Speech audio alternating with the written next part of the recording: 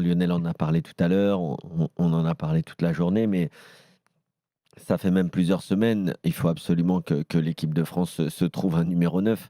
Alors, l'avis, c'est pas de casser du sucre sur le dos de Randal Kolo Muani parce que je suis assez d'accord avec ce qu'a dit Daniel hier dans l'after. Et d'ailleurs, je l'avais dit pendant le match ou même en avant-match, où je disais avec Nico Jamin et Jeannot Rességuier notamment que pour moi, Randal Kolo Muani, tout simplement, c'est un peu oversize pour lui, l'équipe de France. C'est-à-dire? C'est un peu trop grand, le costume est un peu trop grand, c'est un bon joueur, mais c'est un bon joueur de Bundesliga et c'est déjà exceptionnel. C'est un mec qui était en réserve à Nantes il y a encore 4-5 ans et qui est arrivé un peu de nulle part et donc du coup, bah, ce statut de comète, lui a même permis de partir libre, parce qu'il n'était pas forcément dans les plans du FC Nantes, quelques années ou quelques mois auparavant. Il a explosé complètement en Bundesliga. Il a eu un transfert, incroyable et je pense, clairement surdimensionné au Paris Saint-Germain et en plus malheureusement il arrive avec un coach, qui n'est pas du tout en adéquation avec ses qualités footballistiques. Ceci étant dit, l'avis c'est donc Randal Kolo Muani, on le voit, ça peut être un joueur sélectionnable en équipe de France, mais qui ne peut pas endosser le rôle, en tout cas pas pour l'instant et pas au vu de sa situation en club, d'attaquant numéro 1 et indiscutable.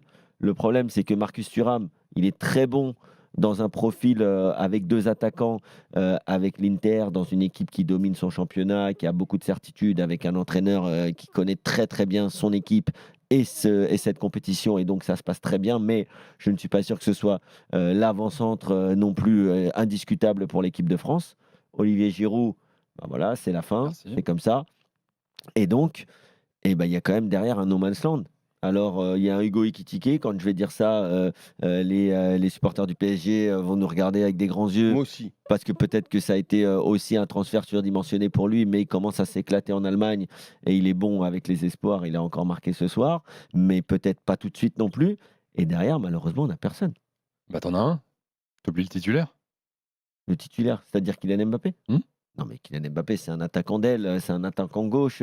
On a toujours dit que c'était le meilleur, son meilleur poste. Je ne le vois pas du tout jouer en équipe de France Bon, avant-centre parce que ce n'est pas son poste et ça ne le sera jamais, je bon, pense. c'est là où Deschamps le met, depuis un moment. C'est là Et où il Ancelotti? Depuis un moment, non. de Depuis, depuis, depuis, depuis quelque temps. Non, mais Ancelotti, au il est Real. en train de passer à 2 attaquants et à 2 attaquants avec un numéro 10 derrière qui pourrait être Bellingham, mais en sortant peut-être Rodrigo et en le mettant en attaque avec Vinicius. Donc, c'est à 2, c'est pas tout seul en pointe. C'est comme tu le sais, Bah c'est ouais. 2 métiers différents. Et donc, je finirai par dire que ouais, c'est quand même inquiétant parce que, on parle souvent du réservoir, du réservoir. Alors Mmh. attention, l'équipe de France, c'est pas la seule nation qui a des problèmes à trouver un numéro 9, de grande qualité, hein. L'Espagne, c'est pareil, et pourtant ils sont champions d'Europe, mais Alvaro Morata, c'est pas non plus, un Ouais. numéro 9 qui restera dans l'histoire du foot. Donc, on n'est pas la seule sélection, mais on dit souvent qu'on a un gros vivier, et moi je pense qu'il faut trouver, si ce n'est un attaquant, Tu me au rejoins moins sur ce que je disais au début. une animation qui va nous permettre de mettre nos joueurs offensifs dans les meilleures conditions.